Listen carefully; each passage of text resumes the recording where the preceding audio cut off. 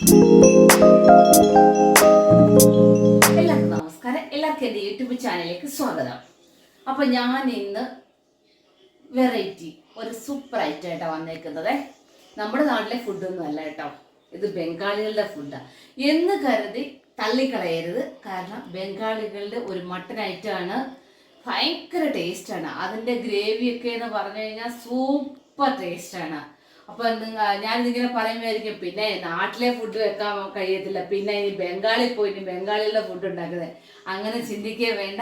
ഞാനിത് എങ്ങനെയാണ് ഉണ്ടാക്കുന്നതെന്നുള്ള എന്താ പറയാ, ഞാനിതിന്റെ ടേസ്റ്റിനെ കുറിച്ച് എങ്ങനെ പറഞ്ഞറിയിക്കണമെന്ന് എനിക്ക് അറിയില്ല.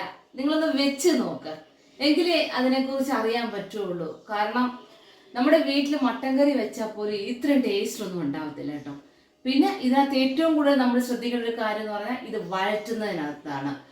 ഞാൻ അതിൽ പറയുന്നുണ്ട്, മട്ടനൊക്കെ ഇട്ട് കഴിഞ്ഞാൽ 15-20 മിനിറ്റ് അത് അങ്ങനെ തന്നെ വഴറ്റണം. അത് വഴറ്റിയിട്ടാണ് ഇതിന് എട്ട് ടേസ്റ്റ് കൂടുന്നത്. അപ്പം ഇതെങ്ങനെയാണ് ഈ വീഡിയോ ചെയ്യുന്നതെന്നുള്ളതിൻ്റെ ഇതിൻ്റെ പേര് പറയണത് വുന മാങ്ഷോ റെസിപ്പി എന്നാണ്. വുന മാങ്ഷോ അതാണ് ഇതിൻ്റെ പേര്. ശരിക്കും പറഞ്ഞു കഴിഞ്ഞാൽ കടിച്ച പൊട്ടാത്ത വാക്കാണെന്ന് എനിക്കറിയാം. അതൊന്നും നോക്കണ്ട, പേര് നാളൊന്നും നമുക്ക് നോക്കേണ്ട കാര്യമില്ല. നമുക്കിത് എങ്ങനെയാ ചെയ്യുന്നതെന്നുള്ളതിൻ്റെ വീഡിയോയിലേക്ക് നമുക്ക് കിടക്കാം.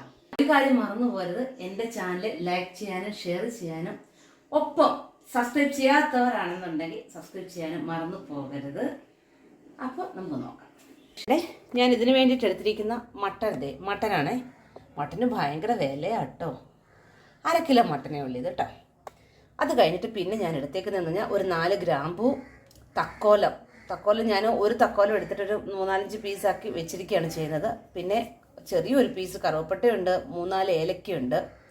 പിന്നെ ഇതെന്ന് പറഞ്ഞാൽ കസ്റ്റാർഡ് ഓയിലാണ് ലേശം എടുത്ത് വെച്ചിരിക്കുന്നത്. പിന്നെ ജീരകമുണ്ട് ഒരു സ്വല്പം. പിന്നെ ഒരു 1.5 സ്പൂണോളം പിരിയമുളക് പൊടി, കാശ്മീരി ചില്ലി പൗഡർ എടുത്ത് വെച്ചു. പിന്നെ ഒരു ചെറിയ സ്പൂണിന് ഒരു 2 സ്പൂണോളം മല്ലിപ്പൊടി, പിന്നെ ഒരു ചെറിയ സ്പൂണിന് ഗരം മസാല, മഞ്ഞൾപ്പൊടി, പിന്നെ ഇഞ്ചി വെളുത്തുള്ളി പേസ്റ്റ്, പിന്നെ തൈര്, പിന്നെ ബേ ലീഫ്. തൈര് നമുക്ക് ആവശ്യത്തിന് ചേർക്കാൻ വേണ്ടിയിട്ടാണ് ഞാൻ അത്രയും തൈര് എടുത്ത് വെച്ചിരിക്കുന്നത്. അപ്പോൾ ആദ്യം നമ്മൾ ചെയ്യേണ്ടതെന്ന് പറഞ്ഞാൽ ഈ മട്ടനെ ഞാനൊരു പാത്രത്തിലേക്ക് മാറ്റിയിട്ട് ഞാൻ ഈ മഞ്ഞൾപ്പൊടി ഇട്ടു. ഇതെല്ലാം അതിലേക്ക് ചേർക്കുക. ഗരം മസാല, മല്ലിപ്പൊടി, മുളക്, ജീരകം, പിന്നെ നമ്മൾ എടുത്ത് വെച്ചിരിക്കുന്ന ഇതെല്ലാം കൂടി എടുത്ത് അതിനകത്തിട്ടു. പിന്നെ 2 ബേ ലീഫ്. പിന്നെ നമുക്കിതിനകത്തേക്ക് ആവശ്യത്തിന് തൈര് ഒഴിക്കാം.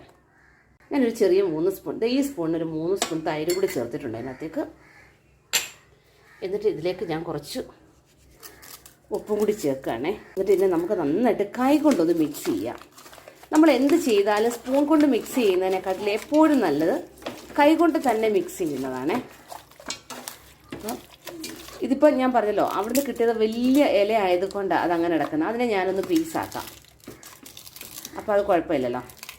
പീസാക്കാൻ പറ്റുന്നില്ല കേട്ടോ, ഒരു കൈ കൊണ്ടൊക്കെ ചെയ്യുമ്പോൾ. അതെങ്ങനെ ഒരു കൈ കൊണ്ട് ഈ ക്യാമറ പിടിച്ചിട്ട് ഒരു കൈ കൊണ്ട് ചെയ്യാന്ന് പറഞ്ഞാൽ ഭയങ്കര പാടാണ് കേട്ടോ. അപ്പോൾ അതുകൂടെ അതിനകത്ത് അങ്ങനെ കിടന്നോട്ടെ.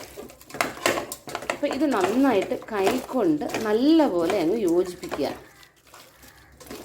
എന്നിട്ട് നമ്മളൊരു 1/2 മണിക്കൂർ നേരത്തേക്ക്, അതായത് 30 മിനിറ്റ് നേരത്തേക്ക് നമുക്ക് ഇതെല്ലാം ഒന്ന് പിടിക്കണ്ടേ, ഈ മസാലയൊക്കെയും നമുക്ക് ഈ മട്ടനിലേക്ക് ഒന്ന് പിടിക്കണം. അപ്പോൾ അതിന് വേണ്ടിയിട്ട് നമ്മൾ എന്ത് ചെയ്യണം, ഇതിനെ നമ്മളൊന്ന് മാറ്റി വെക്കുക. ഒരു 30 മിനിറ്റ് അവിടെ ഇരിക്കട്ടെ. ആ സമയം കൊണ്ട് നമുക്ക് കുറച്ച് സവാള, 1 കപ്പ് സവാള അരിഞ്ഞുകൊണ്ട് വരാം. അപ്പോൾ ഇതിലേക്ക് ഞാൻ ഒരു കാര്യം എടുത്ത് വെച്ച് മറന്നു കേട്ടോ ഇടാനായിട്ട്, ജിഞ്ചർ ഗാർലിക് പേസ്റ്റ് കേട്ടോ.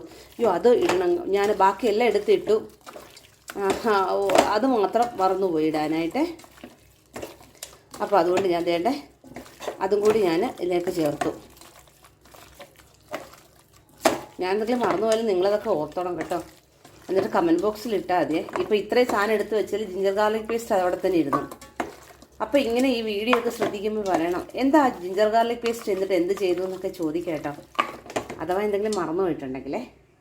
അപ്പോൾ ഇത് ഞാൻ 30 മിനിറ്റ് വരെ മാറ്റി വെക്കുക.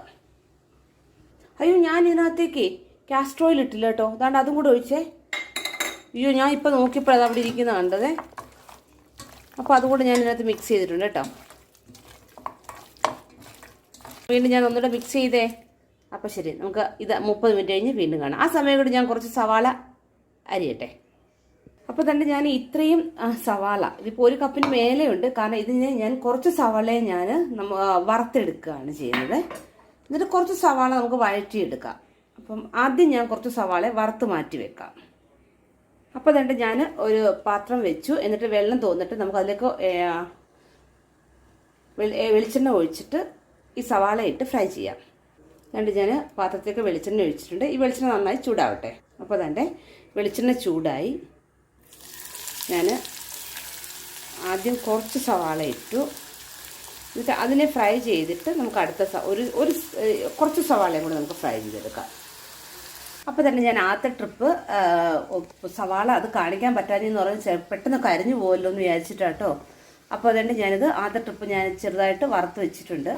ഒരു ചെറിയ കുറച്ചും കൂടി ഞാൻ അതിനകത്തേക്കിട്ട്. അപ്പോൾ ഇതും കൂടി നമുക്ക് അതുപോലെ ഒന്ന് ഫ്രൈ ചെയ്തെടുക്കാം.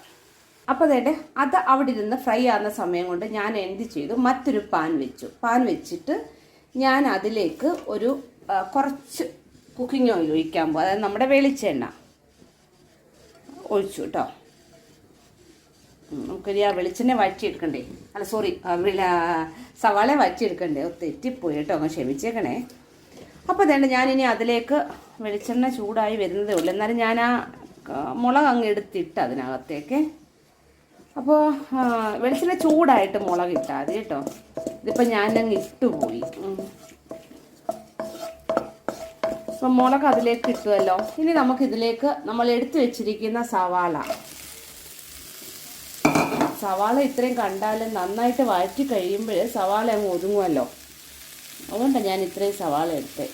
1.5 കിലോ ചിക്കനൊക്കെ 1 കപ്പ് സവാളയെ പറയുന്നുള്ളൂ. പക്ഷേ നന്നായിട്ട് വഴറ്റിയെടുക്കുമ്പോൾ ഈ സവാള ഇരുന്നാലും ടേസ്റ്റ് അല്ലേ. എനിക്ക് സവാള ഇഷ്ടം കേട്ടോ. അപ്പോൾ അതുകൊണ്ട് നമുക്കിതിനെ നന്നായിട്ടൊന്ന് വഴറ്റിക്കൊണ്ടുവരാം. എന്നിട്ട് നമ്മുടെ സവാള ഇങ്ങനെ വഴറ്റിക്കൊണ്ടിരിക്കുക. നന്നായിട്ട് ഞാൻ വഴറ്റിക്കൊണ്ടുവരാം കേട്ടോ.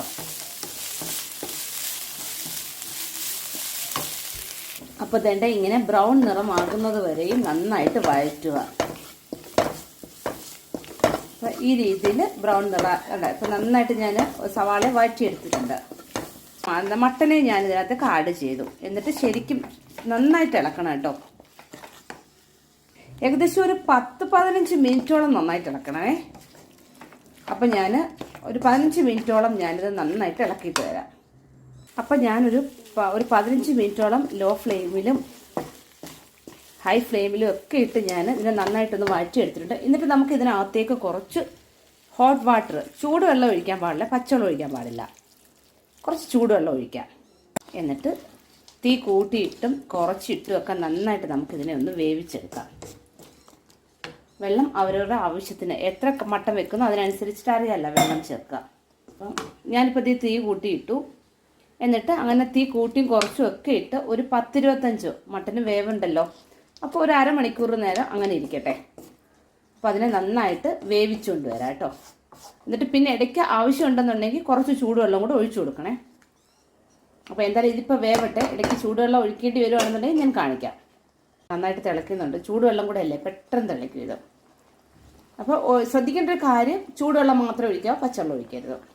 വേണ്ടേ ഇതിപ്പോൾ ഇടയ്ക്കിടയ്ക്ക് എന്താ പറയുക, തീ കുറച്ചും കൂട്ടിയൊക്കെ ഇട്ട് ഞാനിതിങ്ങനെ വേവിച്ചുകൊണ്ടിരിക്കുക. അപ്പോൾ ഇനി നമ്മൾ ഇതിലേക്ക് ഒരു കാര്യം കൊടുക്കണം, കുരുമുളക് പൊടി കൊടുക്കണം. അപ്പോൾ അതുകൊണ്ട് ഞാൻ ഇതിലേക്ക് 1 സ്പൂൺ കുരുമുളക് പൊടി കൊടുത്തു കേട്ടോ. അപ്പോൾ വെള്ളം വേണമെന്നുണ്ടെങ്കിൽ ചൂടുവെള്ളം വീണ്ടും ഒഴിക്കണം. എനിക്കിപ്പോൾ അതേ വെള്ളം ആവശ്യത്തിന് ഉണ്ടായിരുന്നു കേട്ടോ. അതുകൊണ്ട് ഞാൻ ഇതിനകത്തേക്ക് വെള്ളം ഇനി ഒഴിക്കുന്നില്ല. പിന്നെ ഉപ്പ് ചേർക്കാൻ മറന്നു പോകരുത്. ഉപ്പ് കുറവാണെന്നുണ്ടെങ്കിൽ ഉപ്പ് ചേർക്കാനും മറന്നു പോകരുത്. എന്നിട്ട് ഇതിനെ ഒന്നുകൂടി നമുക്ക് അടച്ചു വെച്ച് വേവിക്കാം. അതിന് മുമ്പ് ഞാൻ അതിനകത്തേക്ക് നമ്മൾ എടുത്തു വെച്ചിരിക്കുന്ന ഒനിയൻ ഉണ്ടല്ലോ, ഈ ഒനിയൻ ഞാനിങ്ങനെ പൊടിച്ചങ്ങ് ചേർക്കുവാണ് ഇതിനകത്തോട്ട്. അപ്പോൾ ഞാൻ ആ ഒനിയനെയും പൊടിച്ചിതിലേക്ക് ചേർത്തു.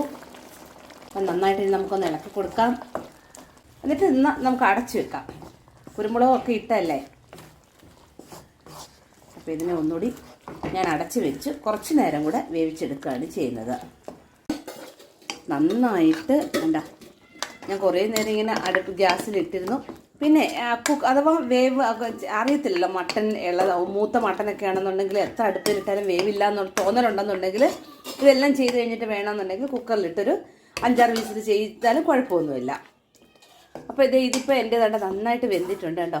സൂപ്പർ ടേസ്റ്റാണ് കേട്ടോ. എല്ലാവരും ട്രൈ ചെയ്യണേ, അടിപൊളി ടേസ്റ്റാണ്.